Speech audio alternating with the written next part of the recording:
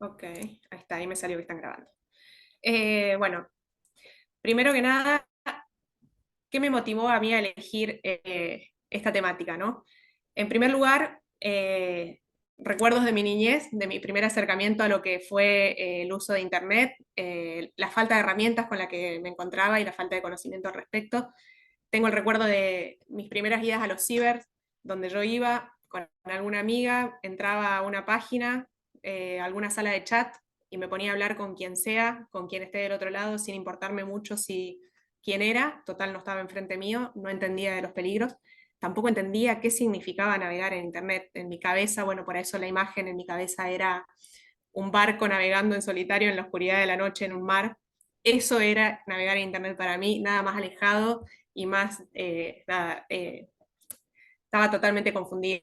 Yo no podía comprender lo que era navegar en Internet. Solamente iba, me conectaba, hablaba y podía responder absolutamente todo lo que me preguntaran sin ningún problema, porque para mí no había peligro. Yo no era consciente de lo que eso significaba. Hoy en día, con los conocimientos que tengo, con una carrera en sistemas, con el trabajo en seguridad y entendiendo a lo que me había expuesto, a lo que estaba expuesta y a lo que continúan expuestos los niños hoy en día, sin tanta conciencia de lo que puede sucederles, me parece importante aportar como mi granito de arena para empezar a hablar sobre la temática y ese fue el primer motivo por el cual yo elegí este tema. Sobre todo, yo veo el tema de la concientización y la capacitación desde mi trabajo, entiendo que es lógico porque hablamos de una organización siempre laboral y la veo aplicada a las personas que trabajan en una empresa o en una organización como usuarios de sistemas informáticos que tienen que ser capacitados en materia de seguridad para prevenir todo lo que, todos los ataques que puedan poner en peligro los activos de una organización, pero no veo aplicado esto también a lo que sería la seguridad informática de los niños, niñas y adolescentes. Me surgió toda esta duda de por qué no lo veo, por qué no es tan visible, por qué no existe, qué pasa cuando el bien comprometido no es un activo de una organización, sino que es la salud física, psíquica o incluso la vida de un niño. ¿Qué pasa? ¿Quiénes son los principales responsables por velar por esta seguridad, por capacitar, por concientizar? Bueno, fueron surgiendo varias preguntas como qué pasó con pre y post pandemia, si hay leyes al respecto, no hay, si está legislado, nada, todas estas preguntas que me fueron surgiendo me motivaron a seleccionar el tema y a la vez también la actualidad, ¿no? O sea, en el día a día yo veo en mi entorno cómo los niños cada vez viven más en el mundo, o sea, en su realidad de mundo físico y su mundo virtual, pasan muchas horas del día en ellos, interactúan con sus pares ahí, y al igual que yo cuando era chica, que pensaba en este velero en el mar, digamos, no creo que tengan las herramientas necesarias como para entender a los peligros a los cuales se encuentran expuestos. A partir de ahí empiezo este trabajo, también con muchas ideas quizás equivocadas en su momento, y uno de los primeros los objetivos que tenía planteados era identificar los peligros a los cuales se encuentran expuestos los niños, niñas y adolescentes. Voy a decir niños, pero hablo en general de los tres. Eh, Evaluar también cuáles son los escenarios que propician o que benefician a que esto ocurra, benefician en el mal sentido, ¿no? Como que son escenarios facilitadores para que ocurran. Evaluar el marco normativo, tanto nacional como internacional, con la idea también de ver si es suficiente, si hay que modificar algo, si está bien. Formular recomendaciones tanto para los niños como para los adultos y terminar demostrando finalmente la importancia de la concientización en el tema. Lo primero que hice fue tratar de ver, como les decía, este tema de escenarios de la diferencia entre el mundo físico y el mundo virtual, ver las características que se van generando a través de este nuevo marco donde genera como un nuevo ámbito de oportunidad para el delito y cómo se diferencia uno del otro, ¿no? Acá aparece el concepto de transnacionalidad, donde se eliminan todos los límites o barreras de espacio y tiempo, donde desde un lugar se puede estar realizando alguna acción o contactando a personas que se encuentren en otros lugares diferentes, donde ya estas barreras, como les decía, no existen más, aparece el concepto de universalidad. Hablemos desde los chicos, por ejemplo, un niño puede contactarse en el mismo momento con N cantidad de personas a la vez, que esas personas pueden ser N cantidad de acosadores a la vez o ciberdelincuentes, y un ciberdelincuente puede contactar a N cantidad de niños a la misma vez. Es un poco abrumador pensarlo así, y también el tema del tiempo, cómo cambia, porque ya la acción que puede ser realizada hoy en día se perpetúa en la red. Cuando queda la huella digital es muy difícil de borrar y cada vez que se vuelve a compartir o aparecer alguna imagen, por ejemplo, de abuso sexual infantil, se vuelve a revictimizar al niño y acá los límites estos desaparecen. Otra cuestión que hace diferencia también es el tema del anonimato. Ya no nos importa, o no es que no nos importa, pero es muy difícil saber quién es nuestro interlocutor. Si nos dicen que es Silvana de 12 años, creemos que estamos hablando con Silvana de 12 años, no nos preguntamos mucho quién está del otro lado, confiamos y eso les da una ventaja a los ciberdelincuentes para actuar. Pueden ampararse bajo una identidad falsa, hacerse pasar por menores o incluso ni siquiera revelar nunca con quién están hablando. También sucede mucho de que en el caso de que un ciberdelito sea cometido, en la investigación por ahí es se puede llegar a identificar desde qué lugar se cometió el hecho, desde qué computadora y ubicación física, pero ya atribuir la autoría a una persona resulta mucho más complicado, porque quizás yo sé que fue de esta computadora, pero ¿quién estaba atrás de esa computadora? Es muy difícil legalmente atribuir esa autoría del hecho. Y bueno, y también aparecen los conceptos de toda la evolución tecnológica que acompaña a todo esto, que tanto como facilita la detección, también facilita la concreción de un ciberdelito. Y bueno, esas son las principales diferencias que uno ve o que fui viendo en lo que es el mundo físico y el mundo virtual. Y hablo de físico y virtual y no de real y virtual porque ambos son reales. Y uno de los primeros problemas que aparecen es que las personas piensan que el mundo físico es el real y que el virtual no es virtual y en realidad los ciberdelitos existen en el virtual, o sea, son reales, las víctimas son reales, las consecuencias son reales y los ciberacosadores también son reales. Eh, Otro de los temas tratados en este capítulo fue la relación víctima y agresor, cómo se va dando en el marco de esto de la virtualidad, cómo la víctima, niños en este caso, tratados, ¿no? Se exponen voluntariamente. Con esto no quiero que se malinterprete, no estoy culpando al niño de exponerse, o sea, ante un ciberdelito, sino que los niños tienen como la capacidad de navegar en Internet, hacer uso de Internet intensivo, publicar contenido en Internet, hacer una representación virtual de su persona voluntariamente y contactar a personas voluntariamente y con esto amplían, este concepto lo trae Miró Linares, que yo lo nombro en el trabajo, amplían como su ámbito de riesgo, pero también les da la posibilidad de ser sus propios guardianes y autoprotectores ante el ciberdelincuente. O sea, pueden reducir el ámbito de oportunidad del ciberdelincuente si disminuyen estos tres factores, o sea, disminuyen el tiempo que pasan en Internet, disminuyen la cantidad de contenido que deciden voluntariamente publicar y disminuyen también la cantidad de personas que están contactando o interactuando entre sí. Bueno, a continuación yo hablo en esta diapositiva de punto de inflexión tomado como la pandemia, por el hecho de que cuando comencé el trabajo también era muy reciente la época de post-pandemia, y si bien estamos hablando de una generación que hoy en día ya nació con la tecnología, ya tienen instintivamente incorporados los movimientos que hay que hacer para manejar una pantalla táctil que al resto nos costó aprender, pasan la mayor parte del tiempo conectados en Internet e interactuando con sus pares en Internet.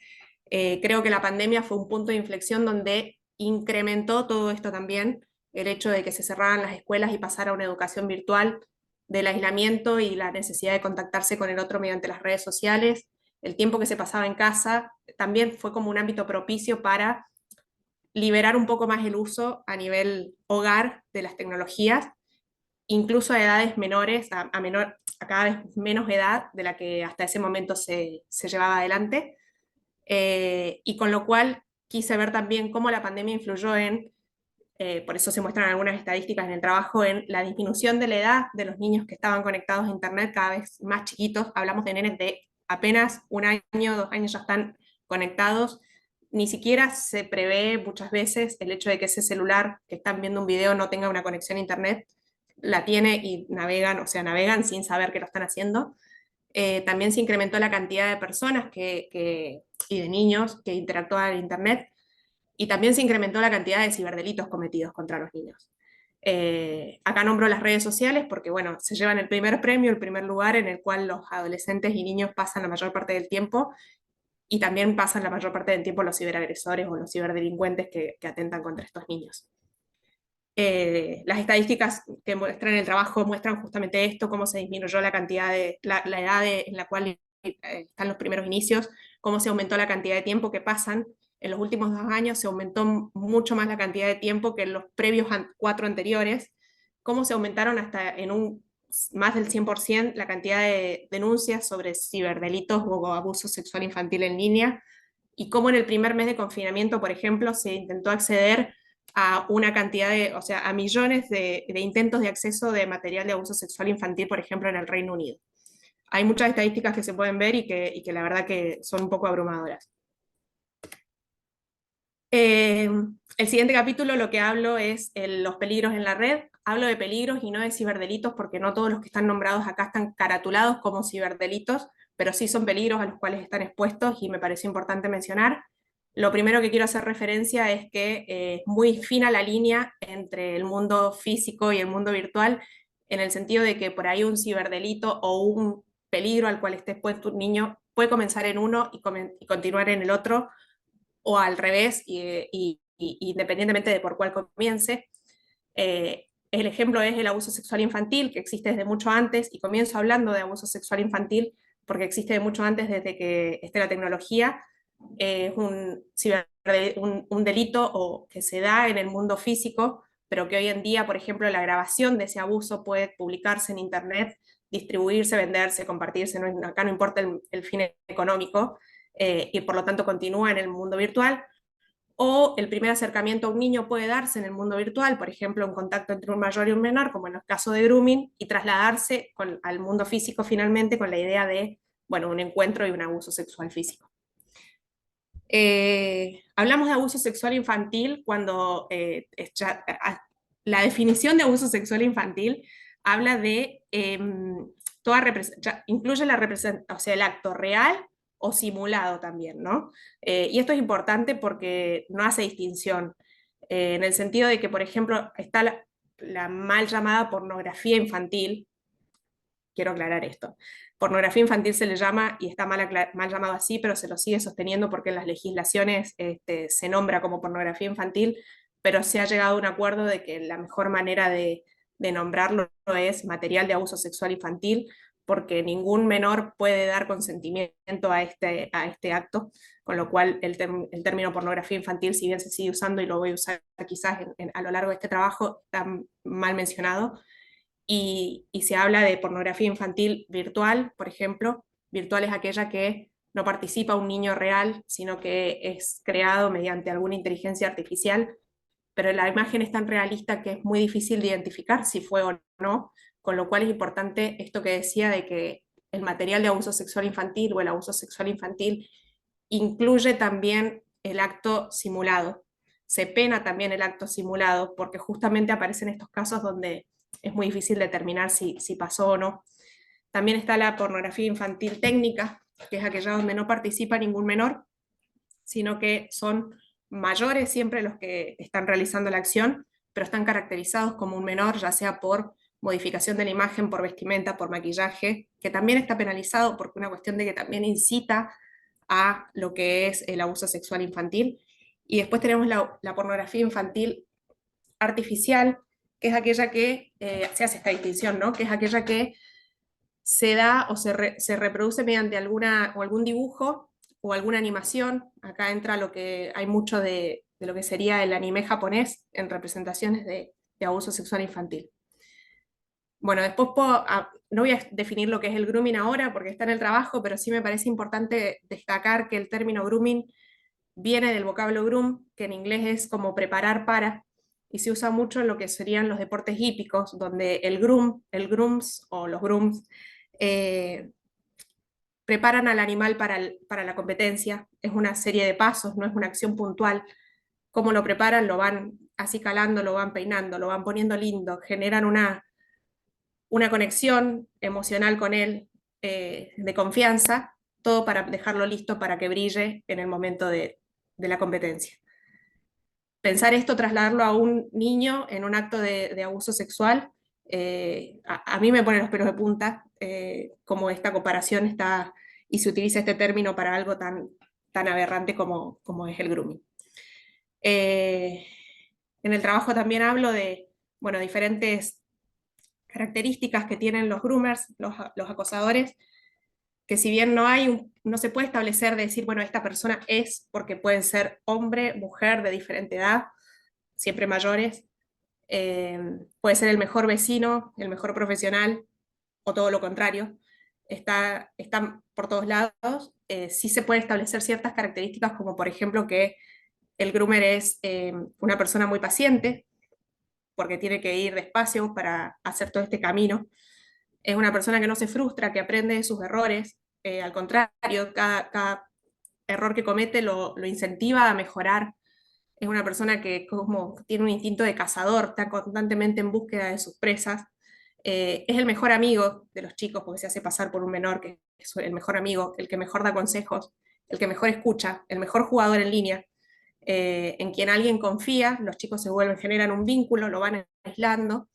Después de que lo aíslan, empiezan a asegurarse, a ver si está todo tranquilo, si nadie accede a esa charla, con quién está en la habitación, si comparte la cuenta con hermanos, con los padres, cuál es el nivel de control que tienen sobre ese chico los papás o los tutores. Empieza a hablarle con lenguaje sexual como para ir acostumbrándolo a la temática y que no sea tan chocante luego el pedido. El primer pedido, cuando obtienen la primera imagen o material sobre abuso sexual infantil, lo utilizan como para extorsionar al chico y pedirle cada vez más, con la amenaza de que si no le da más, lo va a hacer público, le va a avisar a los padres, y bueno, así lo van acorralando. El chico se termina sintiendo, el problema también acá, es que el chico se termina sintiendo no víctima, sino que se termina sintiendo culpable y parte de lo que está pasando. Porque él voluntariamente pensó que hablaba con otro menor, voluntariamente terminó dando esas imágenes, voluntariamente accedió a cada pedido. Otro de los temas que trato es el ciberbullying, que si bien no es un ciberdelito, no hay mucho más para decir que ya no podemos hablar de bullying sin pensar en el ciberbullying, en un mundo hiperconectado como estamos, y que las consecuencias son mucho más devastadoras porque traspasan el ámbito de, por ejemplo, escolar, donde puede empezar el bullying, y ya pasa a todos los ámbitos de la vida cotidiana de ese chico. No es un ciberdelito como tal, es un peligro, pero sí, si el acosador, por así decirlo, el que hace maltrato, el que puede llegar a ser también maltrato físico, burla y demás, es un mayor de 16 años, puede caraturarse como un delito que debe responder ante la ley por hostigamiento, incitación al suicidio, que también hay un montón de casos, entre otras cosas. También hablo sobre el sexting. El sexting tampoco está considerado ciberdelito, es una entrega voluntaria de material erótico o de carácter sexual entre pares, pero no se tiene consecuencia, por ejemplo, no se tiene conciencia de las posibles consecuencias que puede tener el sexting cuando la entrega voluntaria luego es compartida entre otros, sin el consentimiento de la persona, se expone la sexualidad. Una vez que algo se comparte en Internet, se pierde el control de eso y puede dar lugar, por ejemplo, a la sextorsión, cuando la persona que recibió el material no obtiene lo que quiere, extorsiona con compartirlo. Puede dar lugar a la pornovenganza también, que por despecho o por enojo o en una ruptura, esa persona comparte también el material. Y puede darse en un ámbito de grooming también, porque quizás el menor está pensando que comparte voluntariamente ese material con otro menor y del otro lado hay una persona mayor. Bueno, otro de los ciberdelitos que trato es el ciberstalking, que no es ciberdelito, vuelvo, es una práctica que incluso está socialmente aceptada, que es este tema de ir como investigando y averiguando qué hace una persona en el día a día, como medio como se termina transformando como en un acoso. Y luego hablo de los juegos en línea, donde también es un ámbito de oportunidad delictiva, donde se da mucho que los menores hablan, interactúan mediante salas de chat con mayores, y está también como socialmente aceptado que eso pase. Y acá las víctimas suelen ser más los nenes que las nenas. Esta diferenciación solamente la hago como para que veamos que están absolutamente todos expuestos independientemente del género. Sigo, porque se nos va a quedar sin tiempo.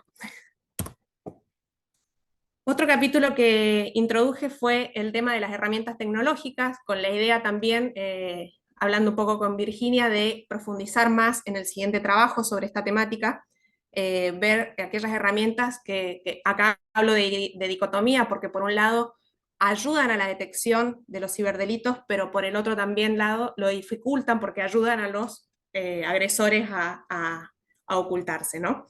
En este capítulo nombro algunas herramientas que son utilizadas para la detección, hay evoluciones tecnológicas, por ejemplo, se habla de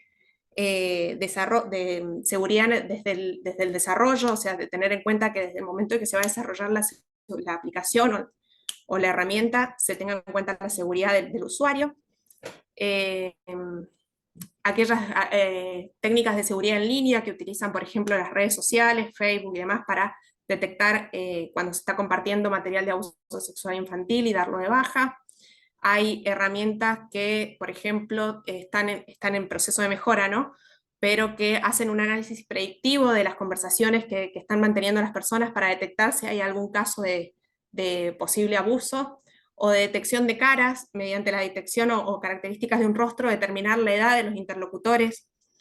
Hay herramientas que identifican, por ejemplo, cuando se está por compartir una imagen o un video de un menor que está siendo en alguna situación sexual, por así decirlo, donde directamente cortan la transmisión de la cámara, impidiendo que esto suceda. Y también está la inteligencia artificial, que, bueno, merecería un capítulo aparte, ¿no? Hoy en día, primero porque es una herramienta que hoy en día no está regulada, y además que es muy difícil de darse cuenta de si es real o no, justamente, pero que, por ejemplo, tiene en su momento ha dado como buenos frutos, en el sentido de que se hizo como un experimento mediante inteligencia artificial. Ahí pongo el ejemplo de Sweetie, que es una nena filipina de 10 años que se crea mediante inteligencia artificial, se hace pasar por una nena de verdad para contactar mediante salas de chat a diferentes acosadores, y a partir de ahí lograron identificar un montón de pedófilos a lo largo del mundo y capturarlos. Con lo cual también termina siendo una herramienta para que colabore con la detección de estas amenazas, ¿no? Así también estas herramientas o la evolución tecnológica ayuda a los atacantes a ocultarse, utilizan los navegadores privados, las VPN, para garantizar su anonimato, también utilizan la dark web para compartir material, armar foros de ayuda entre ellos para ver cómo ocultarse mejor, cómo no dejar rastros, con lo cual es un arma de doble filo, por así decirlo, pero bueno, también pasa mucho que las herramientas que evolucionan para colaborar, los ciberdelincuentes también las conocen y las pueden ir como evadiendo, ¿no? Y siempre el cuerpo de investigadores, la justicia, la policía y demás, está como un paso atrás de este avance tecnológico, no tiene presupuesto como para poder también capacitarse, falta capacitación del personal y dificulta cada vez más la detección de estos problemas.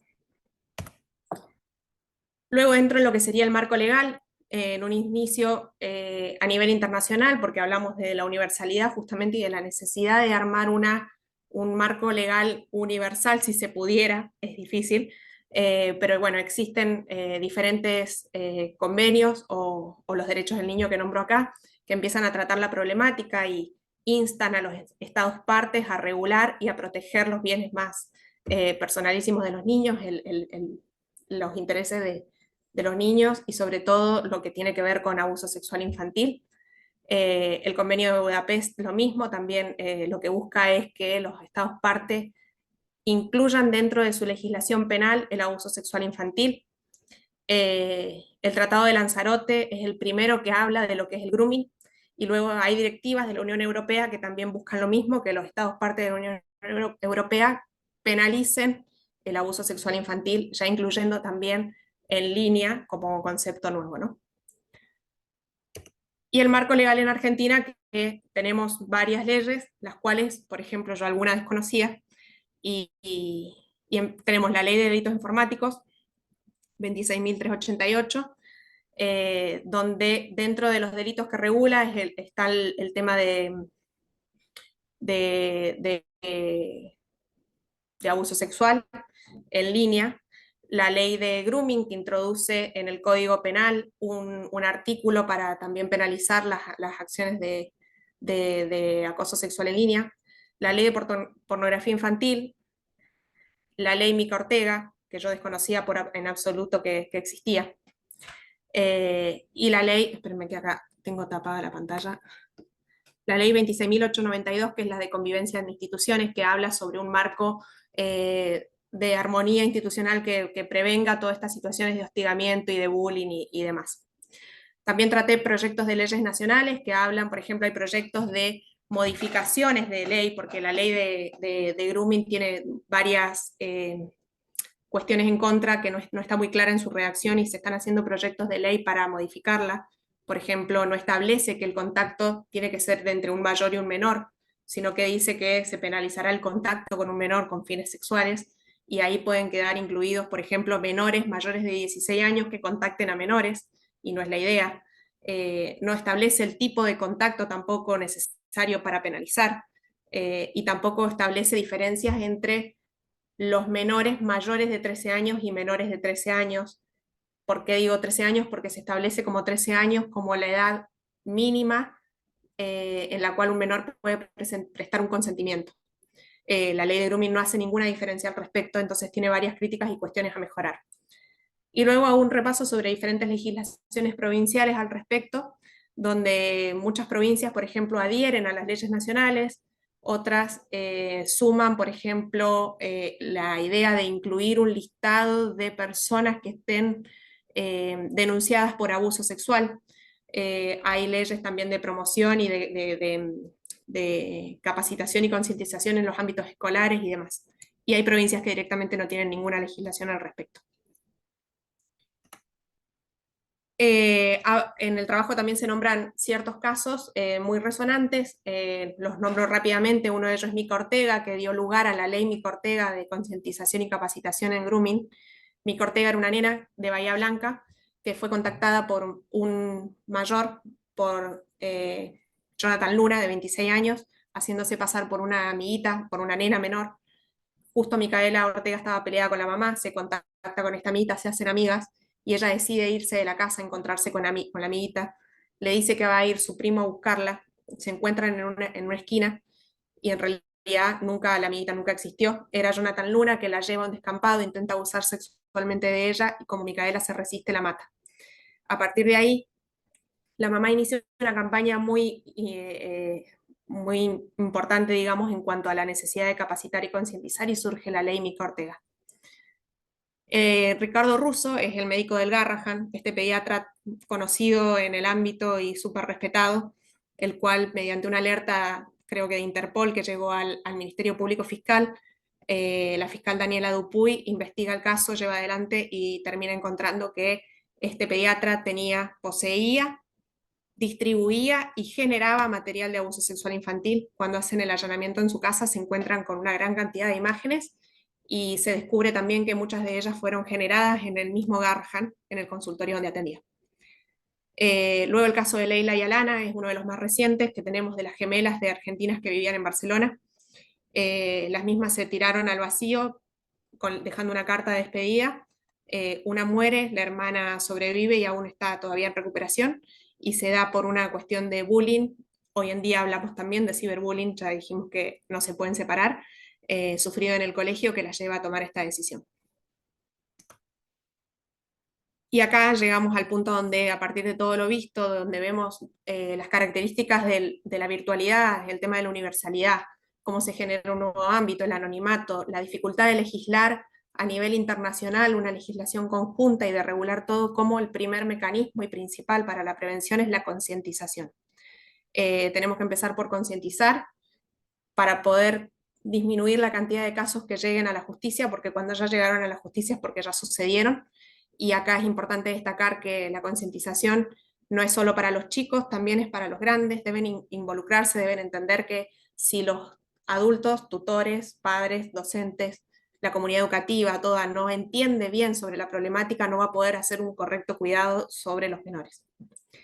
En el trabajo también se incluyen una serie de recomendaciones que están escritas, hay muchísimas más.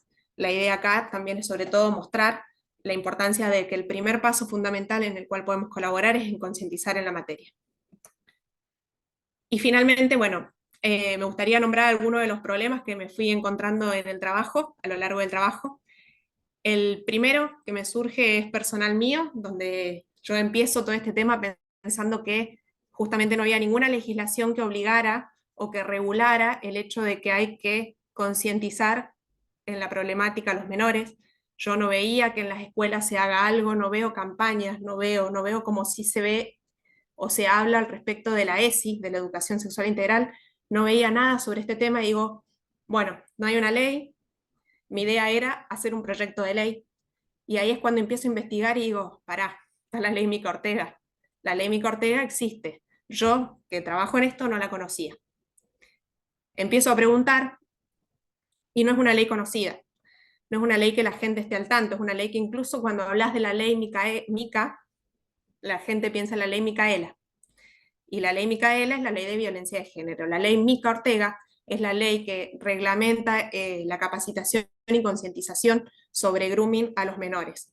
Esta ley establece que se deben realizar campañas de capacitación y concientización obligatorias en las escuelas, establece que se deben realizar campañas en los medios audiovisuales, establece que se debe crear una página web con material disponible para su descarga, establece que, por ejemplo, en los dispositivos electrónicos que se entreguen a los niños debe haber como pantalla de inicio información al respecto sobre los peligros en la red y sobre grooming.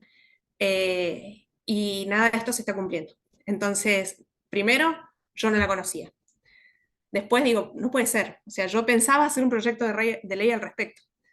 Y me encuentro con que existe. Con que existe fue aprobada en el 2020, reglamentada recién 2 años después. Esto no sucede con ninguna de las leyes anteriores mencionadas en este trabajo. Todas fueron aprobadas y reglamentadas el mismo año. Este se demoró 2 años en reglamentarse.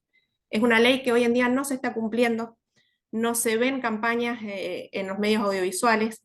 He consultado con docentes de un par de San Luis, de Mendoza y acá de Buenos Aires. No conocen la ley y no se está haciendo campaña al respecto. He consultado con algunos alumnos, no conocen tampoco. Es una ley que tampoco se comprende bien desde el mismo Estado, porque, por ejemplo, cuando fui a ver las diferentes leyes provinciales, me encuentro con que en la provincia de San Luis hay un decreto que establece las pautas para acceder a ser abanderado o escolta de la bandera, y entre esos requisitos dice que no puede ser abanderado o escolta o sea, el abanderado o escolta no puede haber participado directa o indirectamente en situaciones de acoso, de violencia y de grooming. Y ahí te das cuenta que, como, o por lo menos no lo aclara, cómo vas a victimizar a la víctima o culpar a la víctima, mejor dicho, de haber participado en una situación de grooming. Es una ley que no se está entendiendo ni siquiera desde el Estado. Bueno, ese fue el principal problema con el cual yo me encuentro.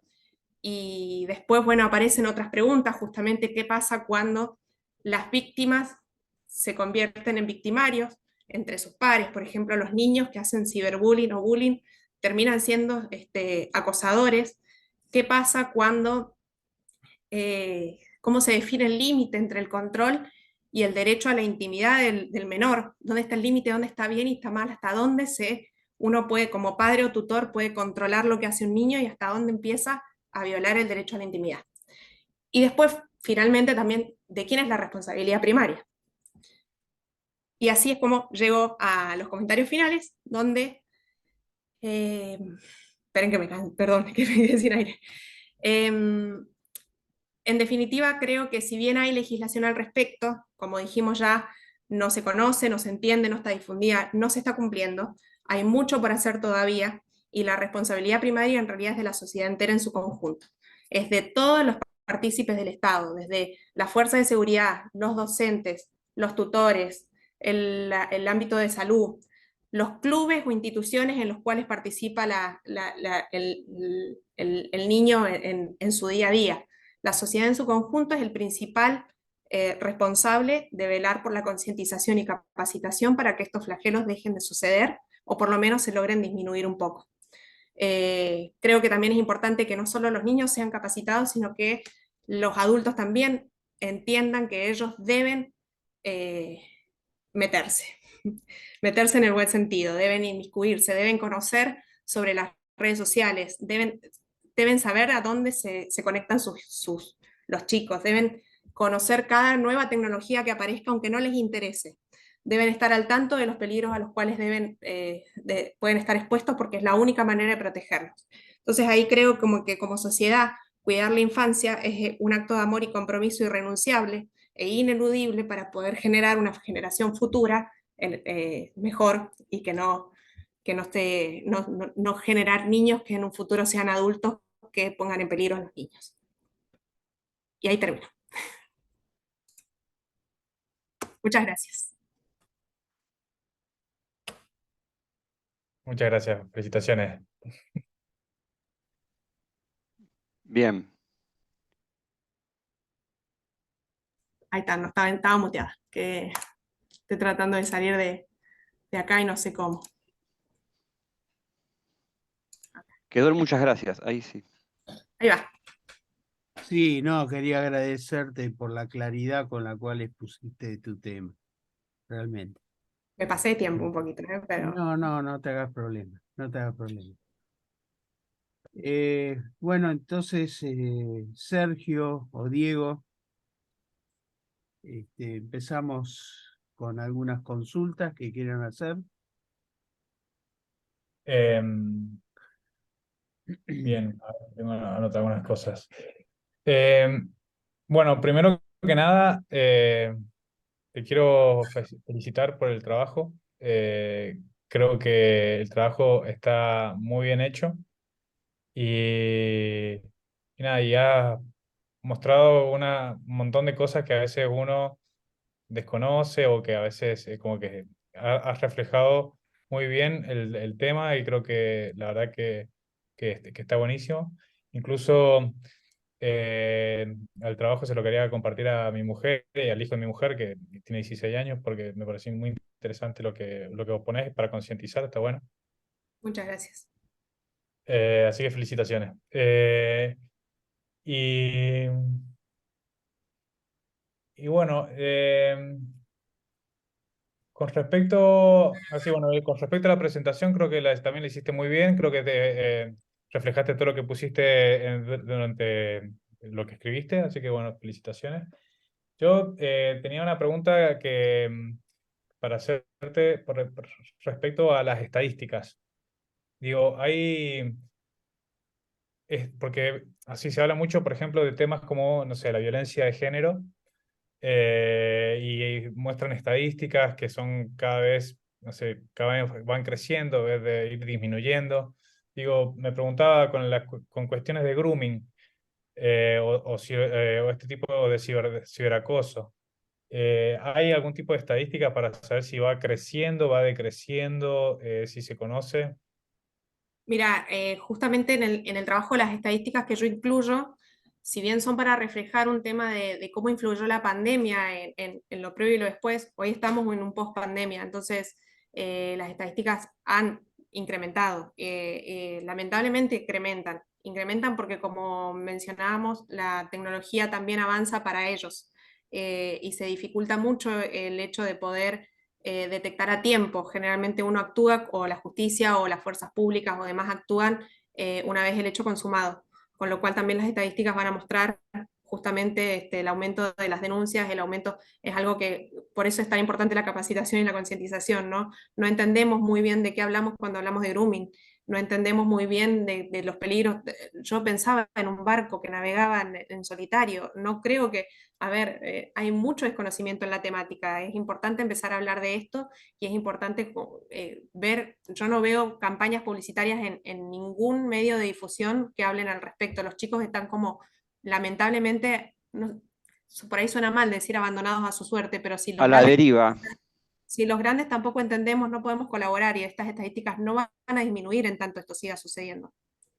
Otra cosa importante que vos mencionás que me pareció como para destacar, que uno a veces, así siempre los padres dicen, o suelen decir que bueno, que a veces están más seguros adentro de la casa porque supuestamente los tienen controlados y en realidad hay un mundo el mundo virtual es, a veces es mucho más grande porque es como vos decías, que uno puede hablar con muchas personas al mismo tiempo, es como que es hasta a veces más riesgoso que el mundo físico.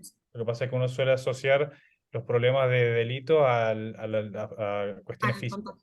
Sí, bueno, la mamá de Mico Ortega, en una entrevista que le hicieron, que está como anexo en el trabajo, ella justamente dice que si pudiera, si hubiera sabido antes, no le ponía internet. Ella va al extremo, obviamente, se murió su hija, le mataron a su hija, ella va al extremo de que no le ponía internet si hubiera sabido a lo que se enfrentaba o a los peligros en los cuales estaba exponiéndola.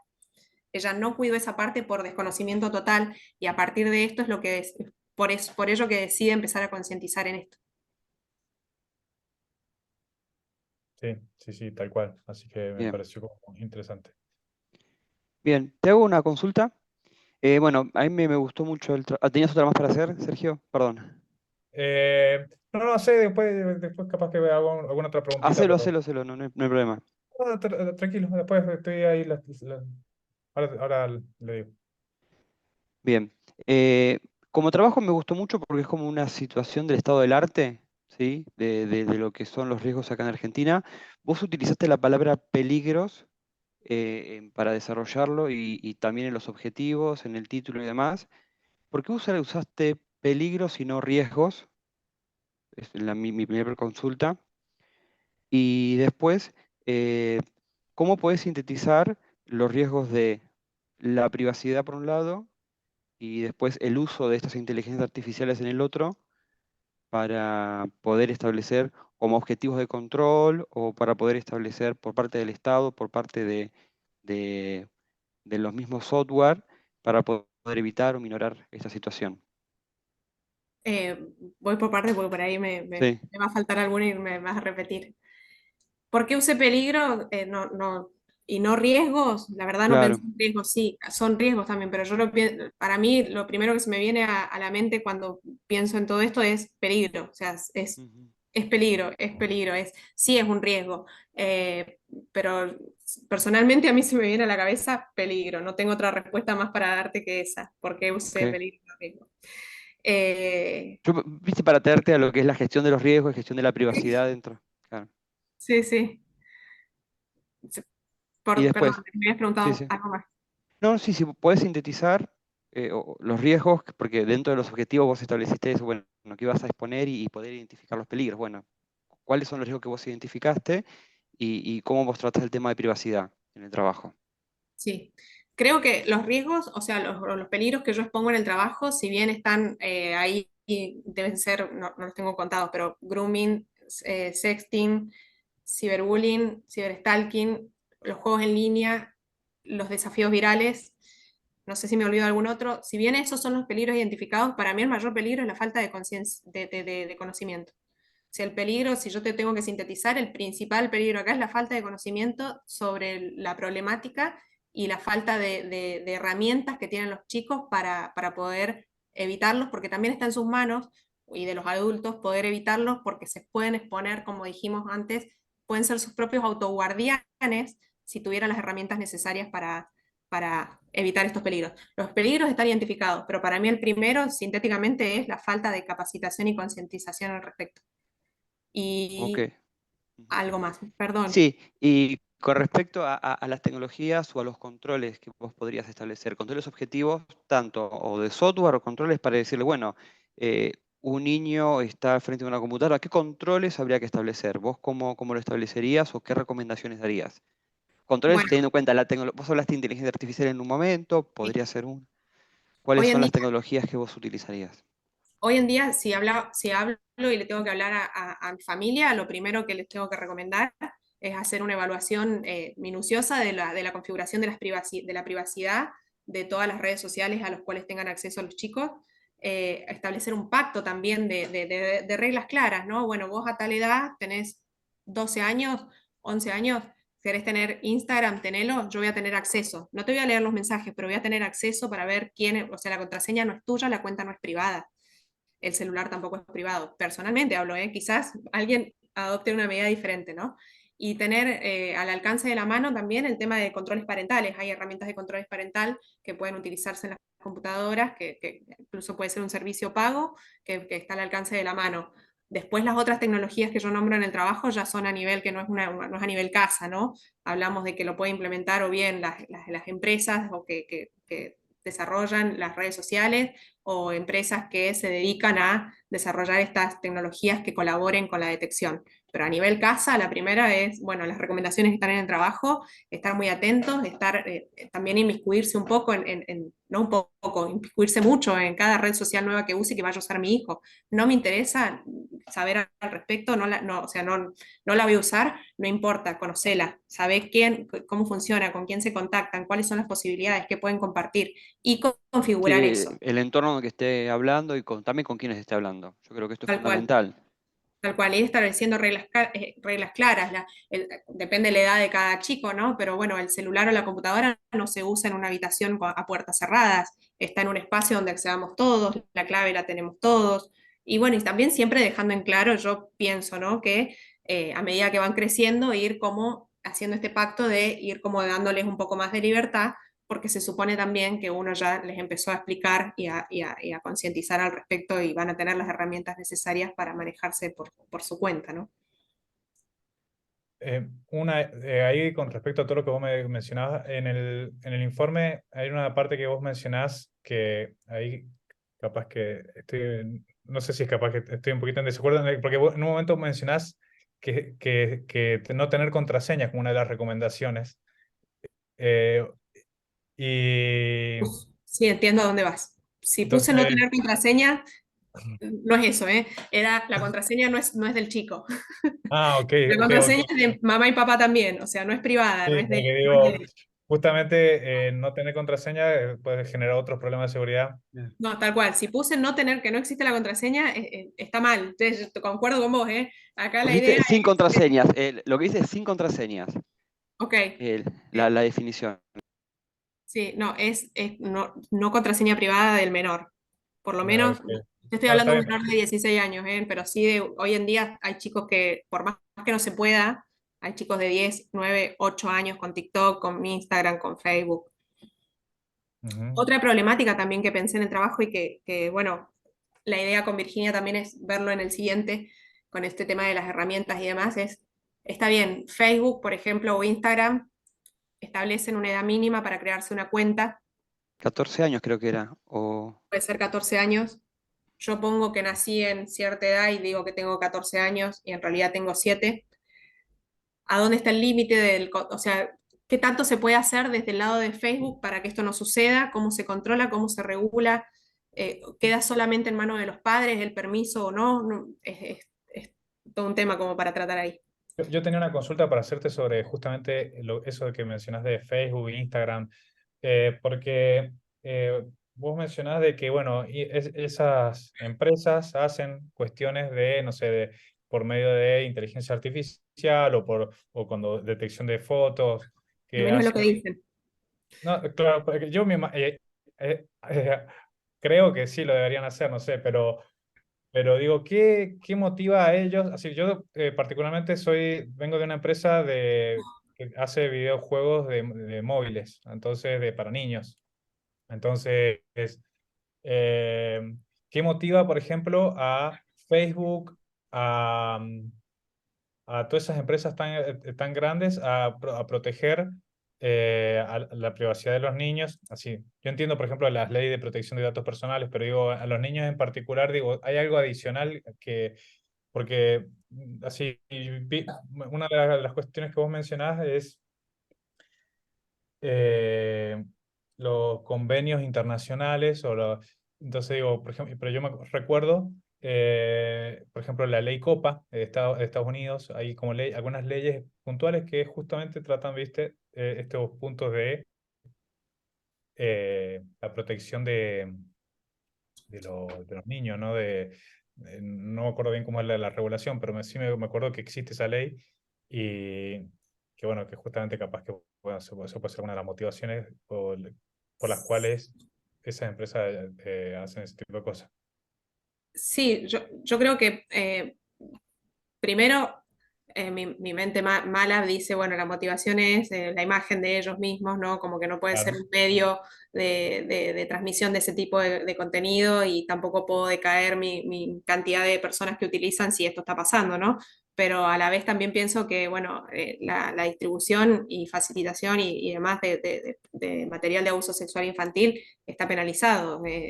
Si bien no hay una ley que diga, bueno, las redes sociales tienen que y los obligue directamente a ellos, no deja de ser un delito que tiene condenas penales, ¿no? Entonces, Ellos también serían responsables también por que usen su plataforma para compartir. entiendo que sí, deberían serlo, sino igual también tienen que responder ante pedidos porque desde el Ministerio Público Fiscal, bueno, hay todo un procedimiento y ellos tienen también como políticas de cómo hacer estos pedidos, pero tienen que responder ante cada, ya sea un De oficio, cada pedido sea, de un oficio de cada, judicial lo tiene que responder. tienen que responderlo. Entonces, evidentemente regulados directamente con el nombre, digo, y apellido de decir, bueno, red social tiene que, creo que no está, pero sí están obligados a por lo menos no ser facilitadores. Ser facilitador también está condenado. Acá en Argentina hay un proyecto de ley también que quedó, todavía está en stand-by, de incluso obligar a los ISP a avisar y dar aviso de cualquier detección de transmisión de material de abuso sexual infantil. Todavía no está aprobado, pero el proyecto está. Ujú. Bien. Creo que en España había una regulación ahora que están por salir respecto a eso también. No recuerdo bien, pero bueno. Bien, y una consulta más. Vos hablas de un programa de capacitación para, bueno, para escuelas, para niños y demás. ¿Cuáles son los puntos que para vos son fundamentales que tienen que ser incluidos? A ver, Tópicos. sí, sí. Primero los diferentes peligros o como vos decís, también riesgos a los cuales están expuestos. Eh, Sobre todo entender, hay mucho desconocimiento, como decía, de lo que es el grooming. Eh, Segundo, hacer cumplir la ley. La ley existe, yo lo planteé en un inicio porque justamente pensaba que esto no existía. La ley de Mica Ortega habla de este programa de capacitación y concientización en los colegios también, entonces se podría hacer cumplir. Y tercero, también instruirlos en cómo ser sus propios protectores y configuraciones necesarias para que puedan, porque, a ver, hacer un uso de la tecnología y de los medios digitales es también su derecho, y hacer un buen uso como buenos ciudadanos digitales también es su derecho, y para eso tienen que tener herramientas de saber cómo protegerse. Entonces, más allá de también de los peligros a los cuales están expuestos, cómo pueden ellos con simples pasos o herramientas de configurar su propio cuidado. Perfecto. Bien. Yo no, suficiente, no, no más preguntas. Pues yo Yo también. voy a agregar algunas palabras en nombre de Valentino Mantovani, que era el tercer jurado. Primero, agradecerte por por la excelente redacción del trabajo. La considero muy buena. Que la información estuvo muy bien ordenada y es de fácil lectura, ¿no? Y se observa un buen trabajo de investigación sobre la temática, ¿no? O sea que las conclusiones acompañadas del desarrollo acompañan el desarrollo del contenido, así que desde el punto de vista formal, muy bueno. Gracias. Incluso él me dejó recomendadas algunas preguntas, pero evidentemente tanto Sergio como Diego eh, la, lo compartían, así que todas las dudas que tenía ya han sido respondidas. Así que, bueno, no queda más que agradecerte esto. Muchas gracias. Ya el jurado también. Yo te invitaría a esperar, ir a la sala de espera, así deliberamos acá. Sí.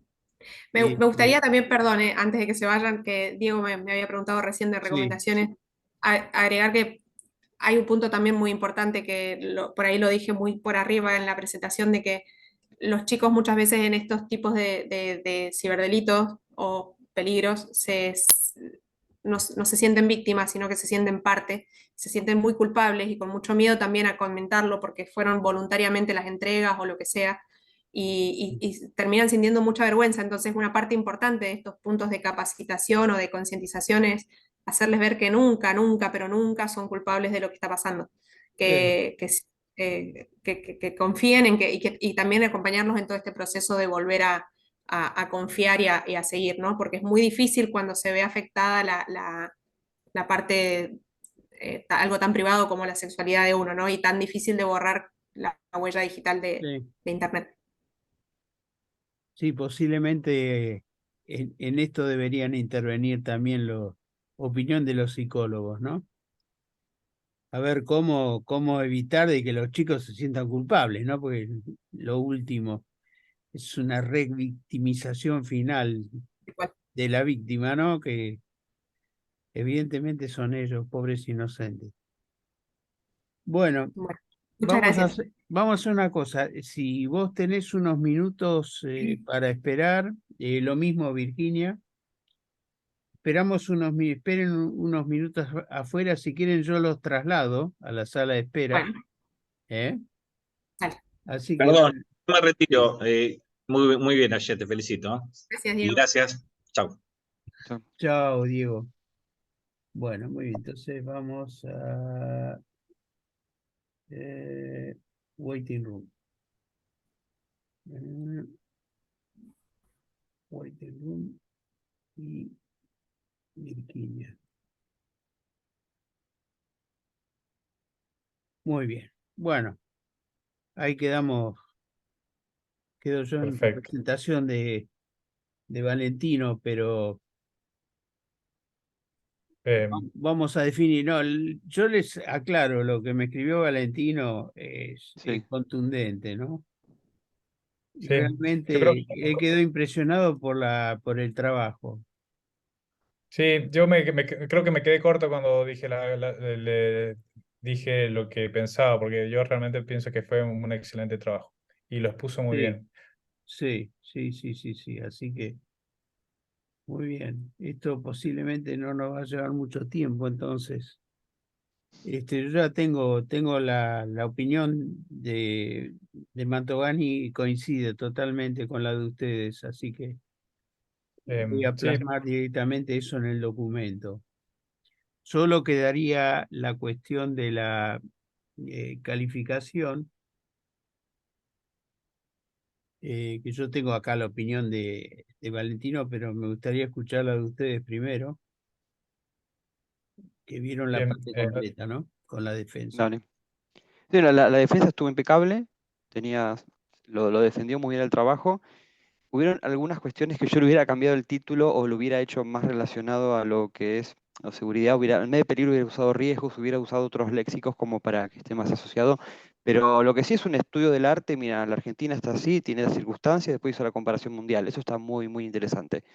Esos trabajos no lo vimos y de hecho cuando vimos la materia legal en la maestría, me retrotraigo a esos tiempos, no se vio con esa profundidad. Era solo un artículo del Código Penal y nada más.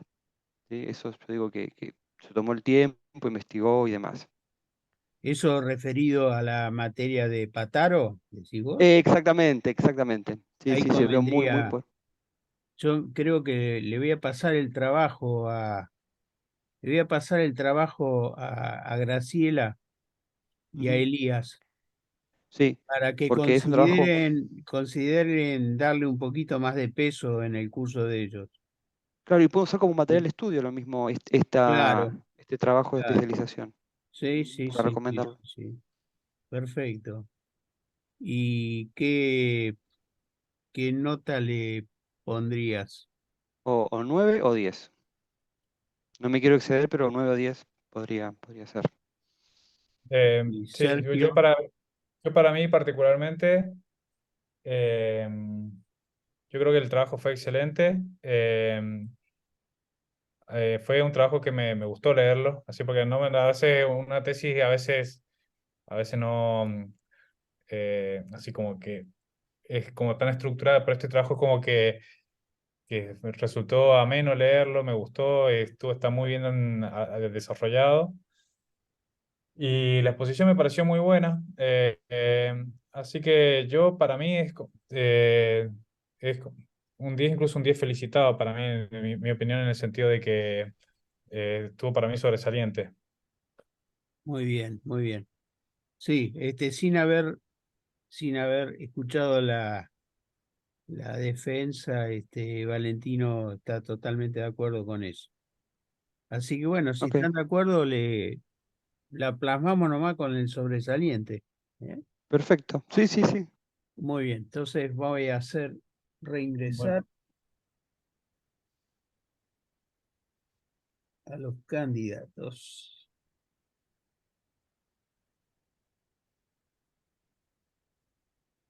Bueno, Ayelén, ¿qué te puedo decir? Te lo sintetizo así. El trabajo calificado como sobresaliente. ¿Eh? Así que Muchas ahí gracias.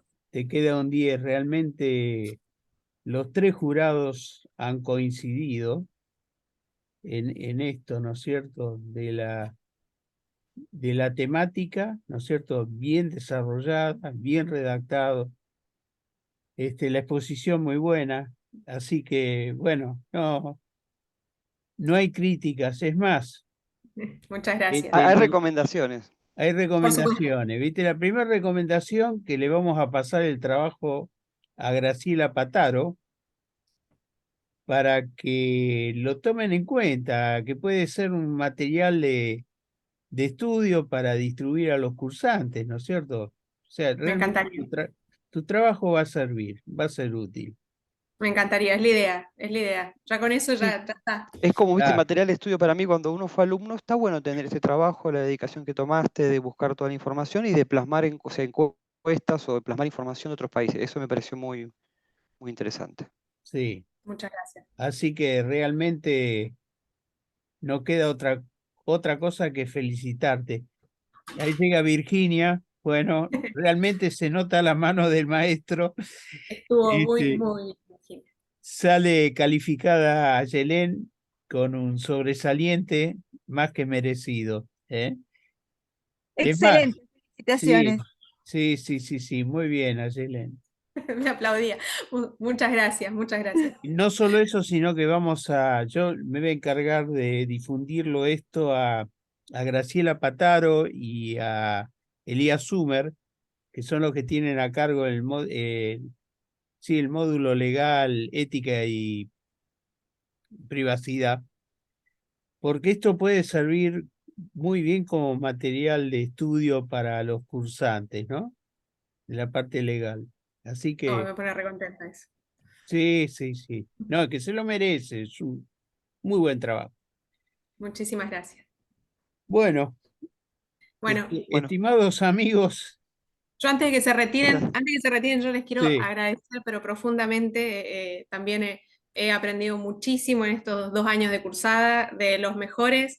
Agradecer profundamente a Virginia, estuvo en todo el detalle, estuvo acompañando como, pero no, muy contenta, me voy satisfecha, me voy con mucho conocimiento y feliz, feliz. Muy bien. muy bien, muy felicitaciones, bien. muy buen bueno, trabajo. felicitaciones. Muchísimas Ya sos gracias. Felicitaciones. especialista en seguridad informática, o sea Este, que, Sí, vamos por tal el cual. próximo paso.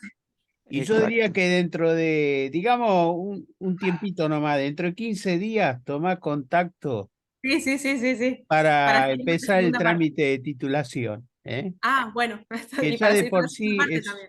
es un pequeño parto, digamos, ¿no? Dura 9 meses también, más o menos, así que conviene que lo empecés lo antes posible. Perfecto. ¿Eso lo tengo Bueno, que hacer con vos? no, ahí tenés que ponerte en contacto. Con ¿Viste? posgrado, sí. Con Sí, Que posgrado, te va. sí.